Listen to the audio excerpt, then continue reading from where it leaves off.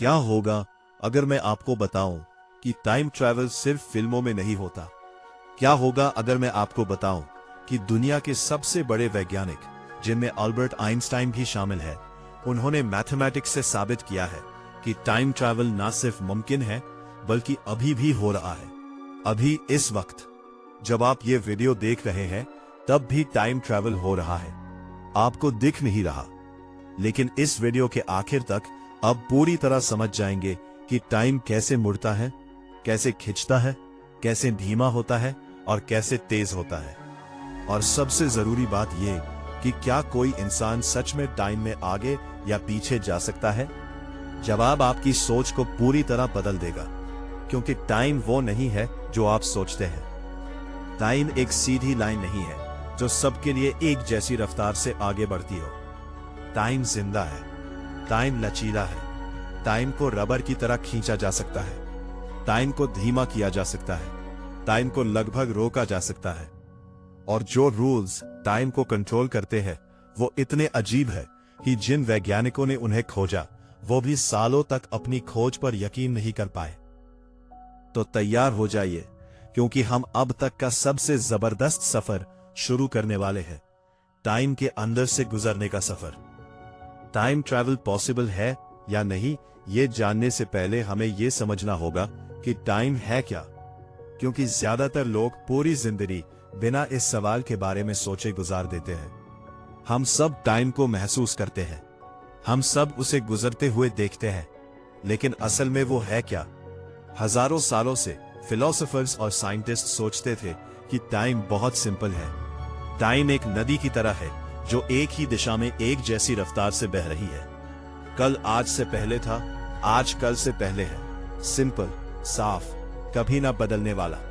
Isaac Newton, जो अपने वक्त के सबसे बड़े साइंटिस्ट थे, उन्होंने कहा कि टाइम एब्सोल्यूट है, मतलब कि यूनिवर्स में हर जगह टाइम एक जैसा है। धरती पर एक सेकंड वही होगा जो मार्स पर होगा। टाइम कभी नहीं बदलता, और सैकड़ों सालों तक सब उनसे सहमत थे, जब तक एक इंसान नहीं आया जिसने साबित किया कि न्यूटन की हर बात गलत थी। वो इंसान थे अल्बर्ट आइंस्टाइन। और 1905 में जब वो सिर्फ 26 साल के थे और स्विट्जरलैंड में एक ऑफिस में काम करते थे, तब उन्होंने एक पेपर पब्लिश किया जिसने इंसानी इतिहास हमेशा के लिए बदल दिया। उसका नाम था स्पेशल थ्योरी ऑफ रिलेटिविटी। और उसमें जो लिखा था वो इतना चौंकाने वाला था कि उस वक्त के ज्यादातर साइंटिस्ट उसे मानने से मना कर देते थे। आइंस्टाइन ने कहा कि टाइम एब्सोल्यूट नहीं है, टाइम हर जगह एक जैसा नहीं है, टाइम रिलेटिव है, मतलब कि टाइम अलग अलग रफ्तार से गुजरता है, इस बात पर डिपेंड करते हुए कि आप कितनी तेजी से मूव कर रहे हैं। आप जितनी तेजी से स्पेस में मूव करेंगे, आपके लिए टाइम उतना ही धीमा होगा। ये कोई थ्योरी नहीं है, ये एक प्रूव्ड साइंटिफिक फैक्ट है। इसे हजारों बार टेस्ट किया जा चुका है, एटॉमिक क्लॉक से, सैटेलाइट्स पर, पार्टिकल एक्सेलरेटर में, और हर बार रिजल्ट एक ही है।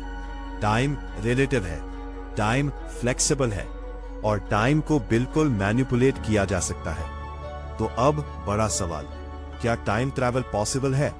और जवाब है हाँ, लेकिन वैसे नहीं जैसा फिल्मों में दिखते हैं। इसे दो हिस्सों में समझते हैं, फ्यूचर में टाइम ट्रैवल और पास्ट में टाइम ट्रैवल, क्योंकि ये दोनों बिल्कुल अलग चीजें हैं और दोनों के जवाब अलग हैं। फ्यूचर में टाइम ट्रैवल सिर्फ पॉसिबल नहीं है, ये पहले से हो रहा है, अभी, आज। आइंस्टाइन ने अपनी स्पेशल थ्योरी ऑफ रिलेटिविटी से साबित किया कि आप जितनी तेजी से मूव करते हो, जी से मूव करेंगे, आपके लिए टाइम उतना धीमा होगा किसी ऐसे इंसान के मुकाबले जो रुका हुआ है। इसे टाइम डायलेशन कहते हैं, और ये 100% रियल है। सबसे मशहूर एग्जाम्पल ये है, इंटरनेशनल स्पेस स्टेशन पर जो एस्ट्रोनॉट्स हैं, वो धरती के चारों तरफ चक्कर लगाते हुए करीब 28,000 किलोमीटर प्रति घंटा की रफ्तार से जा रहे हैं। क्योंकि वो इतनी तेजी से मूव कर रहे हैं, उनका टाइम धरती पर मौजूद लोगों के टाइम से थोड़ा धीमा है। जब एस्ट्रोनॉट्स 6 महीने बाद वापस आते हैं, तो वो धरती पर रहने वाले लोगों के मुकाबले 0.005 सेकंड कम बूढ़े होते हैं। यही है टाइम ट्रैवल, असली, मेजर किया हुआ, प्रूव्ड। वो फ्यूचर में 0.005 सेकंड आगे निकल गए। अब 0.005 सेकंड बहुत छोटा लगता है, लेकिन ये इसलिए है क्योंकि स्पेस स्टेशन की रफ्तार लाइट की रफ्तार के मुकाबले बहुत कम है। अगर आप और तेज जाएं तो इफेक्ट बहुत ज्यादा हो जाएगा। अब असली दिमाग उड़ाने वाली बात आती है। आइंस्टाइन ने यह भी साबित किया कि ग्रेविटी टाइम को अफेक्ट करती है। ये उनकी जनरल थ्योरी ऑफ रिलेटिविटी से है, जो 1915 में आई थी। उन्होंने दिखाया कि जहां ग्रेविटी ज्यादा होगी वहां टाइम धीमा होगा। इसका मतलब यह है कि धरती की सरफेस पर जहां ग्रेविटी स्ट्रांग है, टाइम ऐसे धीमा चलता है जितना ऊपर स्पेस में चलता है जहां ग्रेविटी कमजोर होती है। और हमने इसे भी प्रूव किया है। जीपीएस सैटेलाइट्स को अपनी क्लॉक्स को लगातार करेक्ट करना पड़ता है, क्योंकि ऊपर ऑर्बिट में जहां ग्रेविटी कम है, टाइम थोड़ा तेज चलता है। अगर हम इस डिफरेंस को करेक्ट ना करें तो आपका जीपीएस हर दिन 10 किलोमीटर गलत हो जाएगा। हम आइंस्टाइन के टाइम डायलेशन को हर दिन यूज करते हैं, बिना ज्यादातर लोगों को पता चले। क्या होगा अगर हम बहुत बहुत तेज चल सके, लाइट की स्पीड के करीब। लाइट 300,000 किलोमीटर प्रति सेकंड की रफ्तार से चलती है।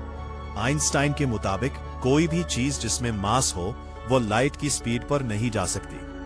लेकिन सोचो अगर हम करीब जा सके। मान लो हमने एक स्पेसशिप बनाई जो लाइट की स्पीड के 99% पर जा सकती है।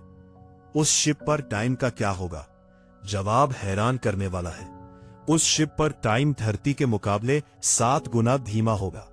मतलब अगर आप उस स्पेसशिप में बैठकर 1 साल के लिए 99% लाइट स्पीड पर जाए और फिर वापस आए तो धरती पर 7 साल गुजर चुके होंगे, जबकि आपके लिए सिर्फ 1 साल।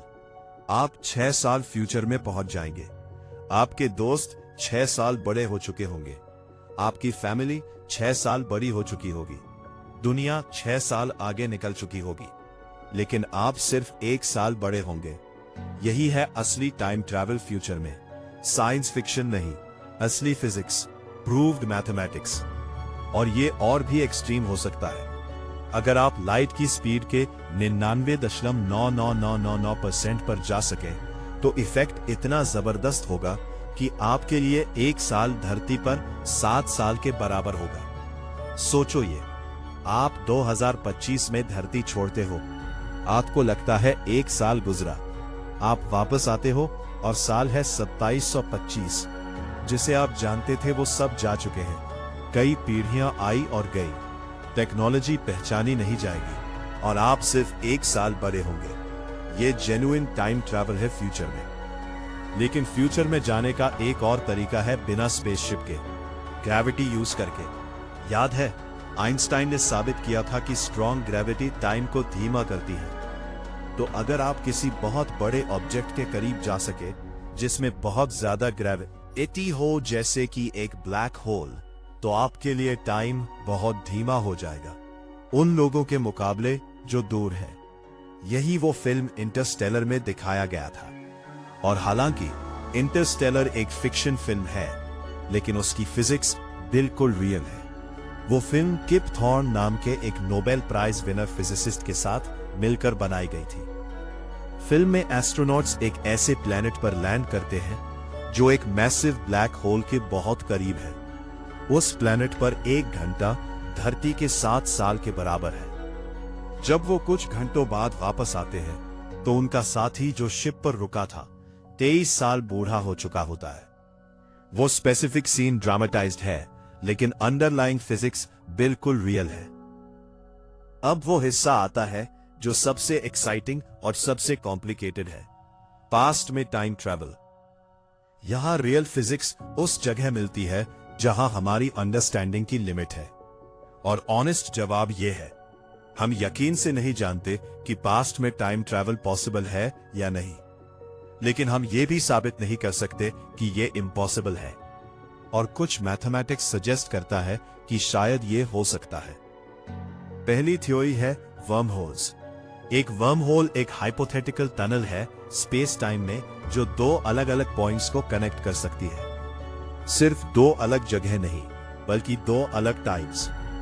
ये आइडिया सीधे आइंस्टीन की इक्वेशन से आता है। जब आइंस्टीन ने general theory of relativity publish की, तो उनकी इक्वेशंस की मैथमेटिक्स ने इन टनल्स की पॉसिबिलिटी को अलाउ किया। आइंस्टीन ने खुद अपने कलीग नेथन रोजन के साथ इस आइडिया को एक्सप्लोर किया। आज हम जिसे वर्म होल कहते हैं, उसे पहले आइंस्टीन रोजन ब्रिज कहा जाता था। कॉन्सेप्ट ये है, सोचो स्पेस टाइम एक फ्लैट कागज की शीट है। आप एक किनारे पर हो और दूसरे किनारे पर जाना है। नॉर्मली आपको पूरे कागज पर से गुजरना होगा, लेकिन क्या होगा अगर आप कागज को मोड़ दें ताकि दोनों किनारे मिल जाए और फिर उसमें एक होल बना दे जो दोनों तरफ को कनेक्ट करे। आप उस होल से गुजरे और दूसरे किनारे पर पहुंच जाए। यही वर्म होल है। और क्योंकि स्पेस टाइम में जगह के साथ साथ टाइम भी शामिल है, थ्योरेटिकली एक वर्म होल सिर्फ दो अलग जगहों को नहीं, बल्कि दो अलग टाइम्स को भी कनेक्ट कर सकता है। एक तरफ से घुसो और अलग टाइम में निकलो। यही है पास्ट में टाइम ट्रैवल वर्म होल के थ्रू। अब वर्म होल्स के साथ प्रॉब्लम्स भी है। पहली बात, हमने कभी कोई वर्म होल नहीं देखा, वो अभी सिर्फ मैथमेटिकल पॉसिबिलिटी है। दूसरी बात, अगर वर्म होल्स एग्जिस्ट भी करते हैं तो वो बहुत अनस्टेबल होंगे। जैसे ही कोई मैटर उनसे गुजरने की कोशिश करे, वर्म होल एक पल में कोलैप्स हो जाएगा। उसे ओपन रखने के लिए एक्सोटिक मैटर की जरूरत होगी, ऐसा मैटर जिसमें नेगेटिव एनर्जी हो। हम नहीं जानते कि एक्सोटिक मैटर काफी मात्रा में एग्जिस्ट करता है या नहीं। तीसरी बात, अगर हम वर्म होल बना भी सके और उसे स्टेबल रख भी सके, तो जिस टेक्नोलॉजी की जरूरत होगी वो हमारी अभी की समझ से इतनी आगे है कि लगभग सोचा भी नहीं जा सकता। लेकिन जरूरी बात यह है कि इनमें से कोई भी बात वर्म होल्स को इम्पॉसिबल नहीं बनाती। मैथमेटिक्स उन्हें अलाउ करती है, फिजिक्स उन्हें फॉरबिड नहीं करती। दूसरी थ्योरी है क्लोज्ड टाइम लाइक कर्व्स। ये कॉन्सेप्ट है जो सीधे आइंस्टीन की जनरल थ्योरी ऑफ रिलेटिविटी की फील्ड इक्वेशन से आता है। एक क्लोज टाइम लाइक कर्व एक पाथ है स्पेस टाइम में जो खुद पर लूप बैक करता है। अगर आप ऐसे पाथ पर चले तो आप अपने खुद के पास्ट में वापस आ जाएंगे। मैथमेटिशियन कर्ट गोडेल ने आइंस्टीन की इक्वेशंस का एक सॉल्यूशन ढूंढा जिसमें पूरे यूनिवर्स में क्लोज टाइम लाइक कर्व्स थी। इसका मतलब यह है कि कुछ कंडीशंस में आइंस्टीन की खुद की इक्वेशंस ऐसे पाथ्स को अलाउ करती हैं जो टाइम में पीछे जाते हैं। तीसरी थ्योरी है कॉस्मिक स्ट्रिंग्स। ये हाइपोथेटिकल डिफेक्ट्स हैं स्पेस टाइम के फैब्रिक में जो बिग बैंग के फौरन बाद बने होंगे। अगर कॉस्मिक स्ट्रिंग्स एग्जिस्ट करते हैं तो वो बहुत पतले होंगे, एक सिंगल एटम से भी पतले, लेकिन वो पूरे यूनिवर्स में फैले होंगे और उनमें बहुत ज्यादा मास होगा। फिजिसिस्ट रिचर्ड गॉट ने 1991 में दिखाया कि दो कॉस्मिक स्ट्रिंग्स जो एक दूसरे के करीब से गुजरे, उनके आसपास स्पेस टाइम का एक ऐसा एरिया बना देंगी जिसमें क्लोज टाइम लाइक कर्व्स होंगी। दूसरे शब्दों में, दो मैसिव कॉस्मिक स्ट्रिंग्स का ग्रेविटेशनल इफेक्ट थियोरेटिकली ऐसी कंडीशंस बना सकता है जो पास्ट में टाइम ट्रैवल को अलाउ करे। अब एक मशहूर प्रॉब्लम आती है जिसे ग्रैंडफादर पैराडॉक्स कहते हैं। पैराडॉक्स ये है, अगर आप पास्ट में जा सकते हो तो आप वापस जाकर अपने दादा को अपनी दादी से मिलने से रोक सकते हो, जिसका मतलब है आपके माँ या पिताजी कभी पैदा नहीं होते, जिसका मतलब है आप कभी पैदा नहीं होते, जिसका मतलब है आप पास्ट में जाकर उन्हें रोक नहीं सकते, जिसका मतलब है वो मिलते हैं, जिसका मतलब है आप पैदा होते हो, और ये लूप कभी नहीं टूटता। हूर सॉल्यूशन है मैनी वर्ल्ड्स इंटरप्रिटेशन। ये आइडिया है कि हर घटना जो हो सकती है वो होती है, लेकिन अलग अलग पैरेलल यूनिवर्सेस में। तो जब आप पास्ट में जाते हो तो आप अपना खुद का पास्ट नहीं बदलते, आप एक पैरेलल यूनिवर्स में ब्रांच हो जाते हो। उस यूनिवर्स में आपके दादा नहीं मिलते और आप वहां पैदा नहीं होते, लेकिन आपके ओरिजिनल यूनिवर्स में सब कुछ वैसे ही होता है और आप एग्जिस्ट करते हो।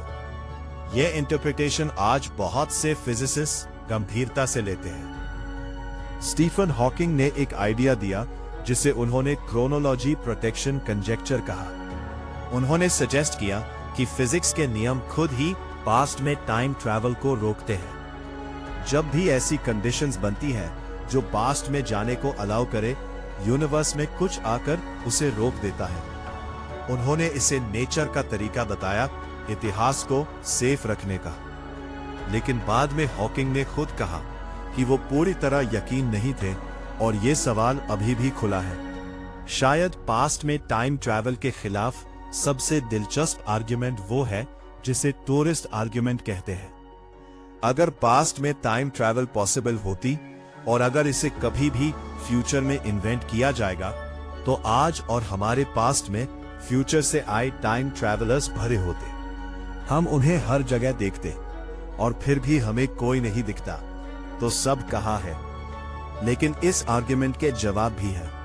शायद टाइम ट्रैवल सिर्फ उसी पॉइंट तक ले जाए जब मशीन पहली बार ऑन हुई। मतलब आप टाइम मशीन के एग्जिस्ट होने से पहले नहीं जा सकते। या शायद टाइम ट्रैवलर्स यहां है और बहुत अच्छे से छुपे हुए हैं। तो आखिर में हम कहां खड़े हैं? फ्यूचर में टाइम ट्रैवल रियल है, अभी हो रही है, प्रूव्ड और मेजर की हुई है। हम इसे टेक्नोलॉजी में रोज यूज करते हैं। आप जितनी तेजी से मूव करोगे, आपके लिए टाइम उतना धीमा होगा। आपके आसपास जितनी ज्यादा ग्रेविटी होगी, आपके लिए टाइम उतना धीमा होगा। ब्लैक होल के काफी करीब जाओ और आप फार फ्यूचर में निकल सकते हो। एक स्पेसशिप बनाओ जो काफी तेज हो और आप महीनों में बूढ़े होते हुए सालों फ्यूचर में जा सकते हो। ये साइंस फिक्शन नहीं है, ये साइंस फैक्ट है। पास्ट में टाइम ट्रैवल अनप्रूव्ड है, लेकिन अनडिस्प्रूव्ड भी है। हमारी बेस्ट थ्योरीज की मैथमेटिक्स, वर्म होल्स के through, close time like curves के थ्रू और मैसिव ऑब्जेक्ट्स के आसपास एक्सोटिक स्पेस टाइम जियोमेट्री के थ्रू इसकी पॉसिबिलिटी को अलाउ करती है। हम अभी इनमें से कुछ भी नहीं बना सकते, लेकिन हम इन्हें रूल आउट भी नहीं कर सकते। एक आखिरी सोच जो मैं आपके साथ छोड़ना चाहता हूं। 100 साल पहले उड़ना इम्पॉसिबल लगता था। 60 साल पहले चांद पर जाना इम्पॉसिबल लगता था। 30 साल पहले अपनी जेब में पूरी दुनिया की जानकारी रखना इम्पॉसिबल लगता था। हर जेनरेशन सोचती है कि उनकी नॉलेज की लिमिट ही पॉसिबिलिटी की लिमिट है, और हर जेनरेशन गलत साबित होती है। हम अभी टाइम की असली नेचर को समझने की शुरुआत में है। हमारे बाद आने वाली सिविलाइजेशंस हजारों साल बाद शायद हमारी टाइम ट्रैवल की समझ को उसी तरह देखें जैसे हम उन लोगों को देखते हैं जो सोचते थे कि धरती चपटी है। टाइम एक जेल नहीं है, टाइम एक लैंडस्केप है, और एक दिन शायद हम सोचते हैं उससे जल्दी इंसान उसे उसी तरह एक्सप्लोर करना सीख जाएगा जैसे हमने समुद्र, आसमान और स्पेस को एक्सप्लोर किया। अगर इसने आपका दिमाग हिला दिया, वीडियो जरूर देखो जिसमें हम एक और भी बड़ा सवाल पूछेंगे। बिग बैंग से पहले क्या था? टाइम से पहले, जगह से पहले, हर चीज से पहले? जवाब इस वीडियो को सिंपल लगाने पर मजबूर कर देगा। अभी सब्सक्राइब करो ताकि मिस ना हो, और नीचे कमेंट में बताओ, अगर आप टाइम ट्रैवल कर सकते तो कहां जाते? फ्यूचर में या पास्ट में, और क्यों?